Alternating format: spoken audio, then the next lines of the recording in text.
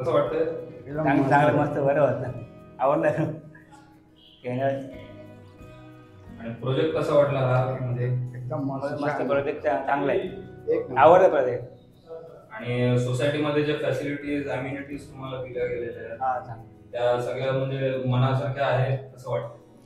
मनापासून चांगलं आहे, बरं हो. आवडलं सर. आणि घर कसं आहे महत्वाचं म्हणजे घर चांगलं आहे, मस्त आहे, डिझाईनमध्ये मस्त स्वप्नात आवडलं. जसं बघितलेलं तसं आहे. हा ओके. आणि तुम्ही सगळ्यात पहिलं बुकिंग तुम्ही केलं? हा सर्व आम्ही बुकिंग केलं पहिलं.